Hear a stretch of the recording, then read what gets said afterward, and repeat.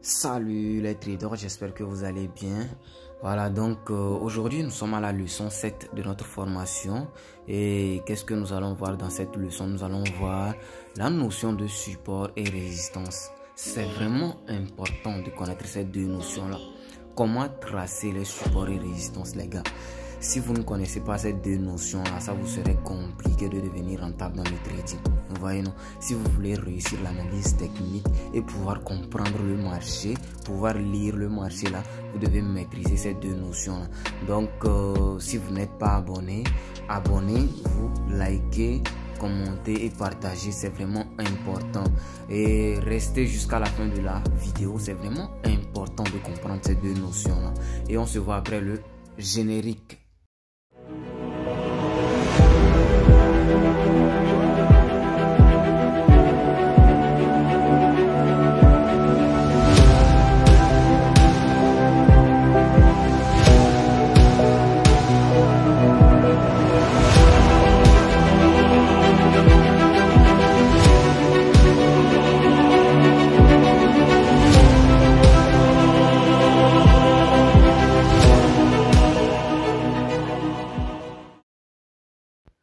Voilà, donc nous allons essayer de définir ces deux notions-là, les notions de support et résistance. Vous voyez, non? Vous devez savoir que les supports et résistances sont des zones vraiment importantes. Vous voyez, ce sont des zones où le marché revient tester, revient bondir à plusieurs reprises. Et grâce à ces zones-là, nous pouvons saisir des opportunités. Donc, je ne vais pas trop rentrer dans les détails, c'est-à-dire dans les définitions. Là, nous allons passer directement aux exemples pour que je vous explique cela. Restez jusqu'à la fin de la vidéo. C'est vraiment important de connaître ces deux notions-là. Donc, nous allons commencer par la notion de support. Voilà, donc, c'est quoi un support?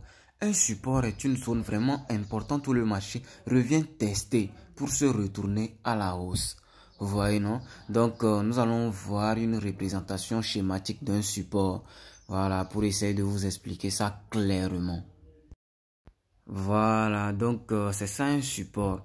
Vous voyez que le marché est revenu tester cette zone-là plusieurs reprises, plus de 4 retests. Et après ce retest-là, le marché se retourne à la hausse. Donc, c'est ça une zone de support. Très simple comme ça. Maintenant, pour valider un support, il faut au minimum 2 impacts. Vous voyez, non? Il vous faut au minimum 2 impacts comme ceci pour pouvoir nommer cette zone-là. Voilà, une zone de support. J'espère que vous avez compris et que vous serez capable de tracer des zones de support. Donc, nous allons nous diriger sur le marché réel, c'est-à-dire sur nos graphiques avec les chandeliers japonais pour essayer de tracer les zones de support. C'est vraiment important de pouvoir tracer ces zones-là. Donc, on se voit derrière nos graphiques.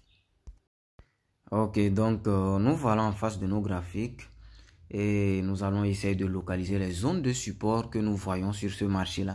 Et c'est ça le but, c'est vraiment important d'avoir la capacité de pouvoir localiser les zones de support et de résistance. C'est vraiment important les gars, ne négligez pas ces zones-là. Vous voyez, non? Et quand je regarde bien sur mes graphiques ici, qu'est-ce que je vois? Vers le bas, je remarque qu'il y a une zone où le marché a tendance à revenir tester, que je vais symboliser. Voilà, je viens de tracer la zone de support sur mon marché. Et quand on regarde bien, on voit quoi? On voit que le marché est revenu tester cette zone-là à plusieurs reprises, plus de 3 retests. Et c'est ça le plus important. Vous voyez, non? C'est ça le plus important. Ok, donc nous allons passer directement à la notion de résistance. C'est quoi une résistance? C'est quoi une zone de résistance? Une zone de résistance, c'est une zone où le marché revient bondir à plusieurs reprises, voilà, pour se retourner à la baisse. Donc, nous allons voir un exemple plus clair. Voilà, donc c'est ça une zone de résistance. Vous voyez que le marché est revenu tester cette zone-là plusieurs reprises, plus de 4 retests ou bien. Et après le retest, là, le marché s'est retourné automatiquement à la baisse. Voilà, donc c'est ça une zone de résistance. Maintenant, je vais essayer de représenter ces deux notions-là. Je vais parler de la notion de résistance et de support pour essayer de comparer en fait ces deux notions-là. Donc, nous allons voir une image là qui schématise ces deux notions-là. Voilà, donc c'est ça un support Et c'est ça une résistance.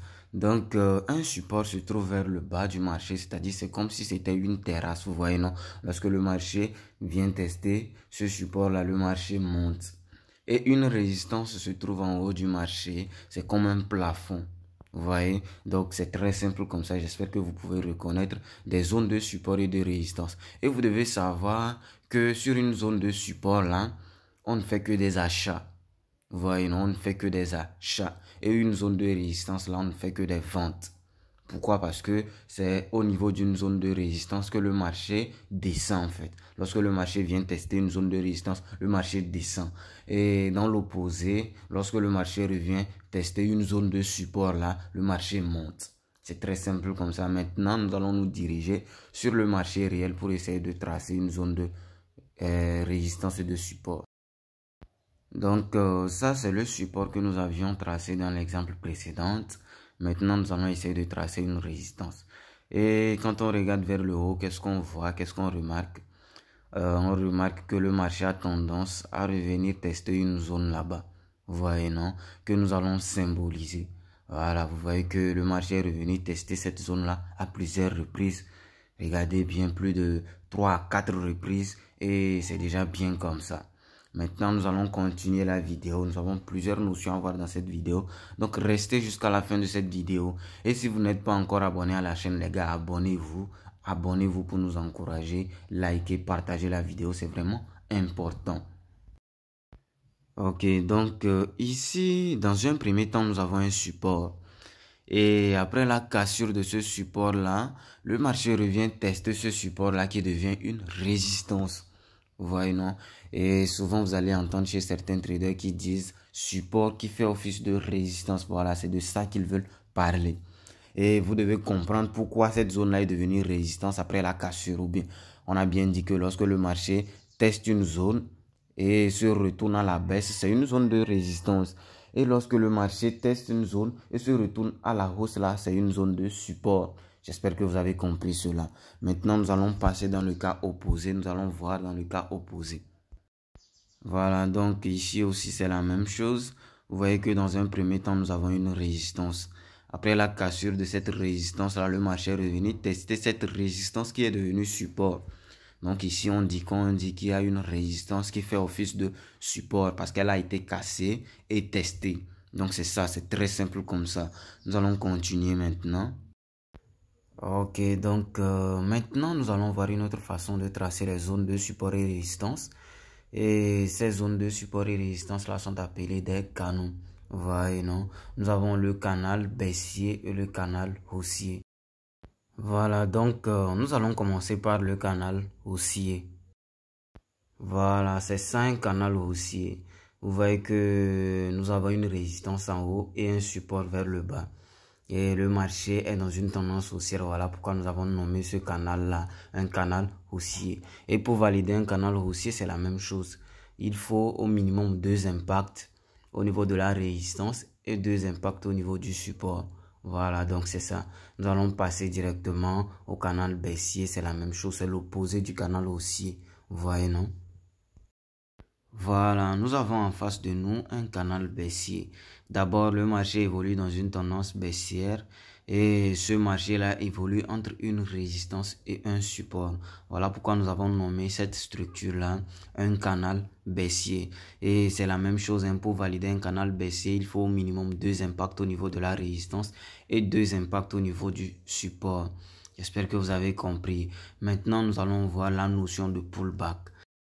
Donc, c'est quoi un pullback? Je pense qu'on va prendre un exemple pour que je vous explique ce que c'est qu'un pullback. Et je tiens à vous rappeler que la notion de pullback, c'est une très grande notion. Donc, dans cette vidéo, nous allons donner que la définition d'un pullback. Et prochainement, nous allons faire une vidéo spéciale. Vous voyez, non? Une vidéo où nous allons détailler maintenant la notion de pullback. Vous voyez, non? Donc, c'est quoi un pullback? Nous allons voir cette image-là.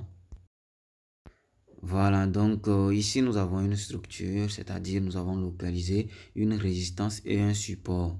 Vous voyez, non? Maintenant, c'est quoi un pullback? Un pullback, c'est lorsque le marché casse la résistance vers le haut. Vous voyez, non? Après la cassure, le marché revient tester la résistance là. Vous voyez, le retest là, c'est ça un pullback. Vous voyez, non? C'est ça un pullback, c'est-à-dire le marché a cassé la résistance et est revenu tester cette résistance-là. On peut dire que le marché est venu faire un pullback sur cette résistance-là. Et après ce pullback-là, le marché peut monter. Voilà, j'espère que vous avez compris. Et c'est la même chose au niveau d'un support.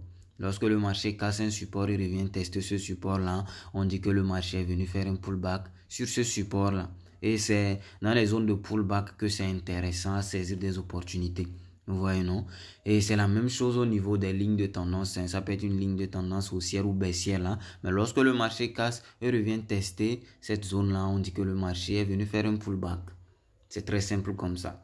Voilà, donc dans une prochaine vidéo, nous allons essayer de détailler voilà, cette notion-là, le pullback.